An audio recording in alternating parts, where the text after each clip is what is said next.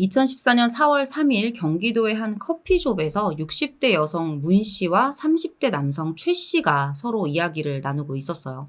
문 씨는 얼마 전에 이혼을 한 여성이었고요. 최 씨는 사설구급차 이송업체 직원이었습니다.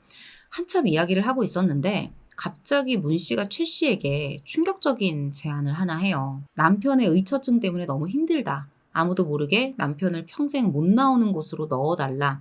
사례비로 5천만 원을 지급하겠다. 라는 겁니다.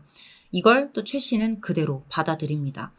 아무도 모르는 곳으로 넣어달라는 이 말이 최 씨에게는 살인을 청구하는 그런 말로 들렸거든요. 근데 이상한 건 이 당시에 문 씨가 이미 남편하고 협의 이혼까지 끝낸 상태였다는 거예요. 그런데 아직도 뭐 의처증 때문에 힘들다. 이렇게 말을 하는데 이게 무슨 말일까요? 오늘 준비한 내용은 한 60대 여성의 제안이 불러온 비극적인 사건에 대한 이야기인데요. 준비한 내용 바로 전해드릴게요.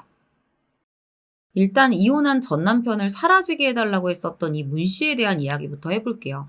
문 씨는 63세였고요. 71세의 남편 윤 씨와 1남 1녀를 낳고 45년의 결혼 생활을 했습니다. 그러다가 2014년 3월 12일부터는 이제 이혼을 하고 따로 살고 있었어요.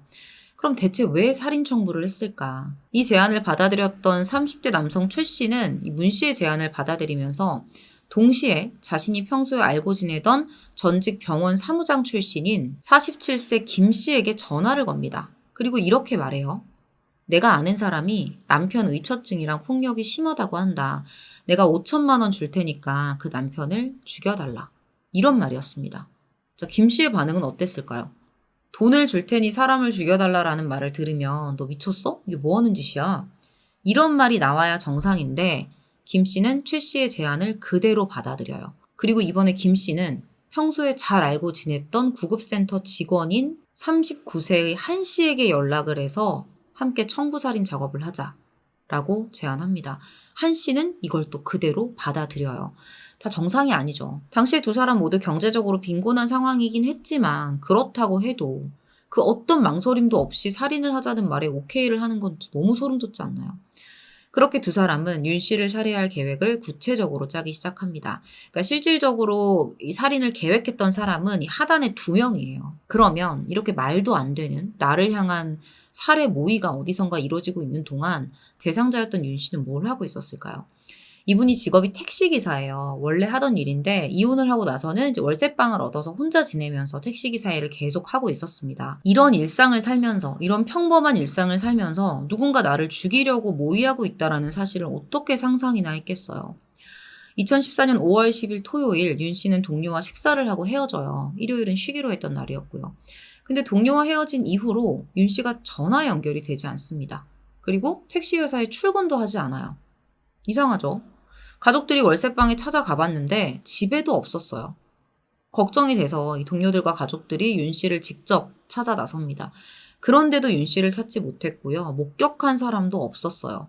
특히 윤 씨의 동생이 형을 굉장히 적극적으로 찾아다녔거든요. 일단 실종 신고도 바로 했었고요. 근데 경찰의 반응은 예상대로죠. 성인 남성이 사라진 거니까 가출일 수 있다. 그러니까 기다려봐라 라는 거죠. 근데 혼자 사는 사람이 가출을 한다는 게 조금 이해하기가 어렵잖아요. 어쨌든 동생은 경찰이 그렇게 말을 하니까 경찰 말대로 형 윤 씨의 연락을 기다립니다. 그래도 형에게서는 연락이 없었어요. 결국 일주일 후에 다시 한번 실종 신고를 하면서 경찰이 실종 수사를 시작하게 된 거죠. 근데 윤 씨 동생이 이미 형의 실종과 연관이 있을 거다라면서 의심을 하고 있었던 사람이 있었어요. 바로 형수 문 씨였습니다. 윤 씨의 와이프를 말하는 거예요. 왜 형수를 의심했는지 그건 제가 뒤에서 말씀을 드릴게요. 어쨌든 이런 의심에 대해서 경찰에게 이야기를 하는데 이제 경찰도 이 부분에 대해서 수사를 하긴 했는데 특별한 어떤 정황이나 증거 같은 걸 발견하지 못해요. 실종 시기에 아내 문 씨의 알리바이도 확실했었고요. 그리고 윤 씨가 가출할 이유가 전혀 없어 보이는 사람이었기 때문에 혹시 범죄에 연루됐을 가능성을 두고 집안도 수색을 해보는데 혈흔이나 어떤 특별한 범행 정황이 보이지 않았습니다. 타인의 지문도 전혀 없었어요. 그렇게 작은 실마리조차 찾지 못한 상태로 시간만 계속 흘러가고 있었던 거죠. 자, 그러던 2015년 7월 2일에 경찰로 첩보가 한 건이 들어와요. 청부살인 첩보였습니다. 충남 천안에 살고 있던 한 사람이 이상한 얘기를 들었다는 거예요.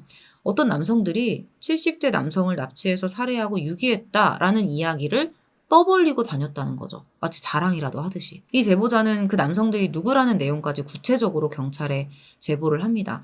처음에는 경찰도 이걸 믿기가 어려웠어요. 근데 그 제보된 인물들에 대해서 조사를 해보니까 이게 정말 뭔가 나오는 거예요.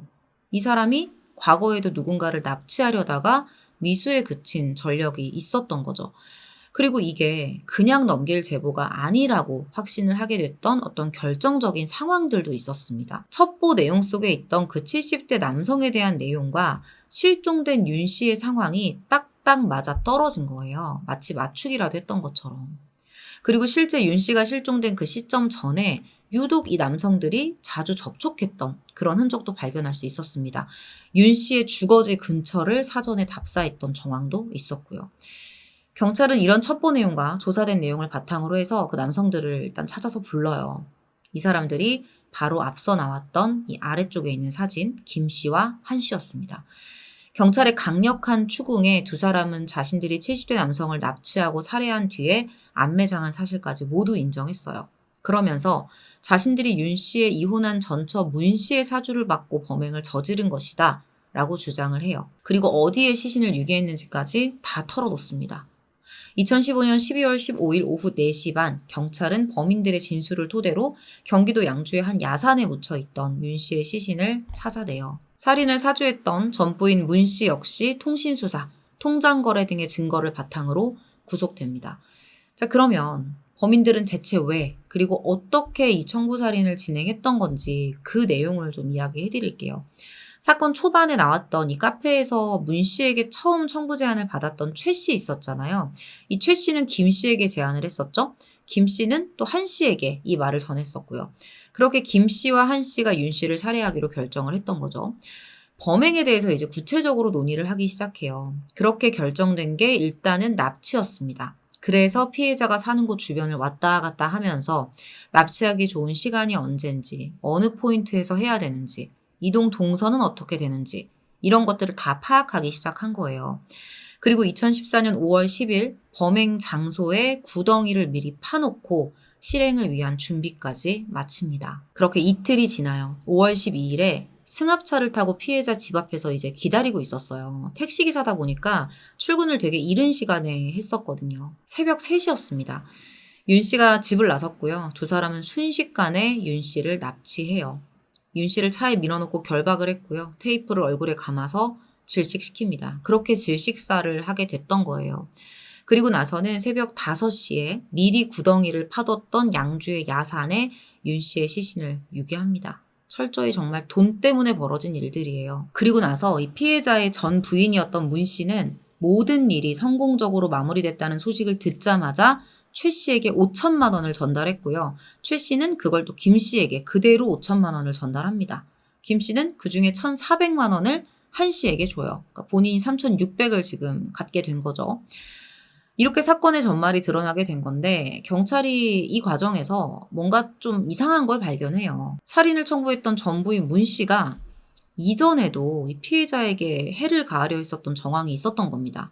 2년 전이었어요. 2013년 7월 2일에 문 씨가 남편에게 정신질환이 있다라는 이유로 정신병원에 강제 입원을 시킨 거예요. 이날 두 사람이 식당에 가고 있었어요. 문 씨가 가자고 했어요. 그렇게 이제 식당을 향해서 길을 걷고 있는데 갑자기 구급차 한 대가 다가오더니 차에서 건장한 남성, 젊은 남성 셋이 나와서 그대로 윤 씨를 차에 태워요. 그렇게 영문도 모르고 윤 씨는 정신병원에 강제 입원된 거죠. 근데 이렇게 하려면 가족 동의가 필요하잖아요. 입원할 때 또 전문의 진단까지 필요하거든요. 알고 봤더니 남편을 강제 입원시켜놓고 문 씨가 정신병원에 와서 강제 입원에 대한 동의를 하고 갔던 겁니다. 그러면 전문의 진단은 어떻게 처리를 한 거냐. 그것도 다 돈이었어요. 문 씨가 사설 구급차 업체 직원이었던 최 씨에게 2천만 원을 건넸는데 이게 가족 동의 외의 나머지 강제 입원에 필요한 서류 처리 과정을 맡긴 대가였던 거죠. 이 사건을 계기로 최 씨, 김 씨, 한 씨, 세 사람이 서로 알게 되면서 친해졌다고 합니다. 김 씨는 전직 병원 사무장 출신이었고 한 씨의 경우에는 구급센터 직원이었는데 이게 지금 판결문이 열람 제한이 걸려 있어요. 그래서 알려진 기사 자료만으로는 이들이 정신병원 일을 처리하는 과정에서 어떻게 친해지게 된 건지는 알 수가 없습니다. 다만 그쪽과 업무상 연관이 되어 있을 거기 때문에 돈을 통해서 이런 일들이 가능하지 않았을까 추측만 하고 있어요. 자, 그러면 어쨌든 윤 씨가 지금 그 병원에서 나왔다는 거잖아요. 갇힌 다음에. 이건 어떻게 된 거냐? 일단은 윤 씨 동생이 또 형이 사라진 걸 알아채고 찾고 있는 상태였습니다. 그러던 와중에 윤 씨가 병원에서 감시가 좀 소홀해진 틈을 타서 동생한테 연락을 했던 거예요. 그렇게 동생은 형수 문 씨에 대한 소송을 제기합니다. 결국 윤 씨는 정신감정을 다시 받았고요. 문 씨가 주장했던 망상 수준의 정신질환이 발견되지 않았다는 결과가 나오면서 3개월 만에 정신병원에서 퇴원하게 돼요. 근데 집에 돌아왔더니 윤 씨에게 정말 믿을 수 없는 황당한 상황이 펼쳐져 있었습니다. 윤 씨한테 20억 상당의 그 5층짜리 빌라가 있었어요. 본인 소유로. 근데 문 씨가 이걸 팔아버린 거예요. 이 일 때문에 윤 씨는 문 씨에게 재산분할 소송을 했고요. 재판 결과 문 씨가 윤 씨에게 7억 정도를 지급하라는 1차 판결이 나옵니다. 이런 상황이었으니까 당연히 형수를 가장 먼저 의심할 수밖에 없었겠죠. 재판 결과 좀 알아볼게요. 문 씨가 윤 씨를 강제 입원시켰고 두 사람 사이에 재산분할 소송까지 있었어요. 이 문제로 남편을 살인 청구했을 가능성이 상당히 높아 보입니다. 근데 문 씨의 주장은 달랐어요. 나는 윤 씨의 의심과 폭행으로 결혼 생활 내내 고통을 받아왔고 자녀들이 남편에게 위해를 당할 수도 있다고 생각했기 때문에 최 씨에게 남편을 평생 나오지 못하는 곳에 넣어달라고 했던 것이다. 이렇게 주장을 해요. 근데 사망한 피해자 윤 씨의 지인들은 또 완전 다른 얘기를 합니다. 오히려 생전에 윤 씨가 아내에게 맞은 적이 있었다는 거예요. 그러니까 윤 씨가 때렸다는 건 말이 안 된다는 거죠. 문 씨는 이런 주장도 해요. 범행을 저지른 일당에게 아무도 모르게 남편을 평생 나오지 못하는 곳에 넣어달라고 했지 죽여달라고 한 적은 없다라는 거예요. 자기가 생각했던 건 그냥 정신병원이었다는 거죠. 이전처럼. 그러면 정신병원이라고 말을 하면 되는 거잖아요. 뭐하러 뭐뭐한 곳이라는 애매한 표현을 썼냐는 거예요. 그러니까 본인이 의도한 바가 그게 아니었다는 거죠. 그리고 살인을 하는 게 본인의 의도가 아니었다면 왜 피해자가 살해된 당일에 5천만 원을 최 씨에게 건넸을까요? 내가 언제 사람 죽여달라 그랬어? 이렇게 나와야 정상 아닐까요? 이런 문 씨의 주장에 대해서 청구를 받았던 최 씨는 이렇게 주장합니다. 피해자는 이미 소송을 통해서 병원에서 퇴원을 했고 다시는 이런 식으로 강제 입원을 시킬 수 없는 상황이었다. 이런 상황에서 남편을 평생 나오지 못하는 곳에 넣어달라는 말은 죽여달라는 거 아니냐. 그리고 최 씨가 강제 입원 대가로 문 씨에게 2천만 원을 당시에 받았었는데 윤 씨가 퇴원을 하게 됐잖아요. 그러니까 결론적으로는 문 씨가 원하는 대로 되지 않았단 말이에요. 강제 입원을 지금 실패했기 때문에 최 씨 입장에서는 문 씨한테 그 받은 돈 2천만 원에 대한 어떤 일부라도 지금 돌려줘야 하는 빚을 진 상황이 된 거죠. 근데 최 씨는 이 돈을 다 써버렸거든요. 돌려줄 수 없는 상황이었어요. 그래서 그 돈을 돌려주지 못하는 대신 문 씨에게 추가로 5천만 원을 받고 이 돈으로 윤 씨를 살해한다면 내가 돈을 돌려주지 않아도 된다. 이렇게 생각을 했다는 거예요. 그래서 그 청구 제안을 받아들인 거고 그 다음에 전달했던 김 씨와 한 씨가 윤 씨를 살해한 후에 이 문 씨에게 받았던 5천만 원에서 단 한 푼도 가져가지 않고 그대로 실행자인 김 씨에게 전달을 했다는 겁니다. 언뜻 보면 이 사람은 돈 안 받았네. 좀 죄가 덜한 거 아닐까? 라고 생각할 수도 있겠지만 자기 빚 덜 자고 결국은 다른 사람한테 범죄를 지금 넘긴 거거든요. 그러니까 결국에는 누군가 이 일로 살해당하게 되는 것에 대해서 막지 않은 거예요. 그걸 도운 거죠. 또 그 일로 본인도 직간접적인 금전적인 이익을 본 거나 마찬가지입니다. 재판부는 문 씨에게 살인교사 혐의로 징역 10년을 선고해요. 최 씨에게 청구 의뢰를 할 때 했던 말, 평생 나오지 못하는 곳에 넣어달라. 이 말에 대해서 재판부는 뭐라고 얘기하냐면 정신병원에 강제 입원시키기 전이었다면 평생 나오지 못하는 곳에 넣어달라는 말이 문 씨의 주장처럼 정신병원에 넣어달라는 의미로 들릴 수도 있겠지만 강제 입원을 실패한 이후에 저런 말을 했다는 거는 저건 최 씨의 주장처럼 살인을 의미한다라고 했어요. 그리고 돈을 지급하겠다면서 살해해달라는 의사를 암시적으로 표현한 것, 이것을 살인교사로 판단한다고 했습니다.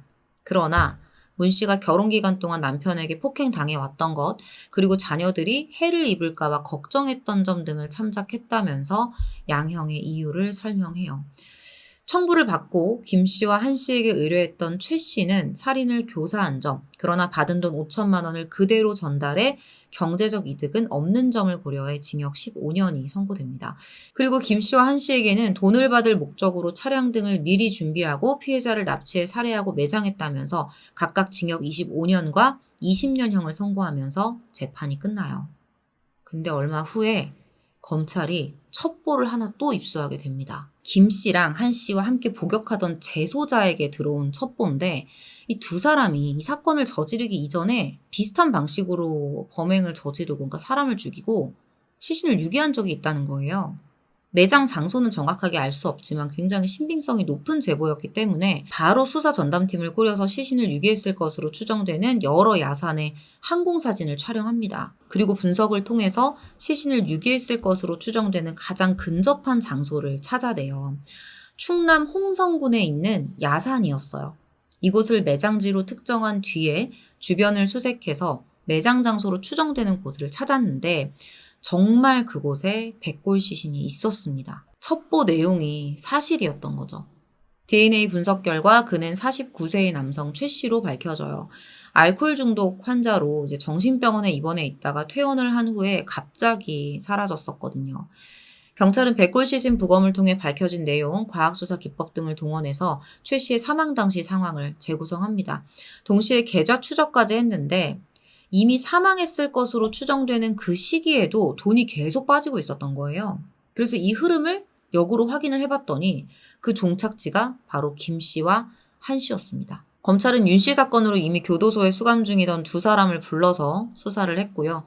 결국 두 사람은 범행을 자백했어요. 최 씨가 알코올 중독으로 병원에 입원했을 때 이 병원 내에 소문이 하나 돌았었대요. 최 씨가 이혼을 하면서 재산 분할로 받은 땅이 있는데 이걸 지금 팔아서 수억 원의 현금을 가지고 있다라는 거예요. 사건 당시에 사설구급차 운전 일을 하던 김 씨와 한 씨가 그 병원 원무부장이랑 좀 친했었대요. 이 사람을 통해서 그 소문을 이제 듣게 된 거죠. 돈을 가지고 있다는. 그래서 바로 최 씨의 돈을 빼앗을 계획을 짜기 시작했던 겁니다. 일단 병원 기록을 보고 이제 최 씨의 주소를 알아냈고요. 최 씨의 집 주변에서 최 씨를 계속 관찰해요. 그리고 2014년 1월 술을 마시고 나오던 최 씨를 구급차를 이용해 납치한 뒤에 약물을 투여해서 정신을 잃게 만듭니다. 그리고 미리 물색해둔 충남 홍성의 야산으로 데려가서 신분증과 현금카드를 빼앗고 살해한 뒤에 유기해버려요. 그 후에는 며칠에 걸쳐서 최 씨 명의로 6,500만 원을 인출했고요.